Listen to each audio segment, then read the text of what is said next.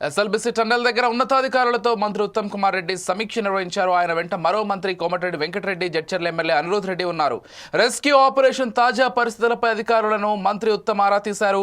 సహాయక చర్యల్లో ఎదురవుతున్న ఇబ్బందులను అడిగి తెలుసుకున్నారు. సహాయక చర్యల కోసం వీలైన ప్రతి అవకాశాన్ని ఉపయోగించుకోవాలని మంత్రి సూచించారు.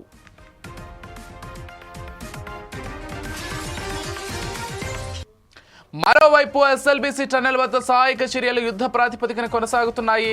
టన్నెల్లో చిక్కుకుపోయిన 8 మందిని కాపాడేందుకు అధికారులు రెస్క్యూ ఆపరేషన్ కొనసాగిస్తున్నారు.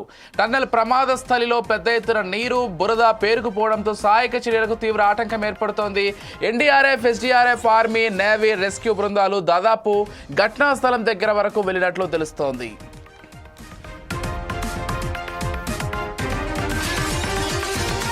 ఇక మరికొన్ని మీటర్ల దూరం వెళ్లాల్సి ఉంది. టన్నెల్లో 15 అడుగుల మేర బురద నీరు పేరుకుపోవడంతో ఆ నీటిని బయటకు పంపించేందుకు అధికారులు ఏర్పాట్లు చేస్తున్నారు. అలాగే ప్రమాదంలో ధ్వంసమైన కన్వేయర్ బెల్ట్ను పునరుద్ధరించే ఏర్పాట్లు ముమ్మరం చేశారు. టన్నెల్లో రెస్క్యూ ఆపరేషన్కు సవాల్గా మారింది టన్నెల్లో ఉన్నటువంటి పరిస్థితులు.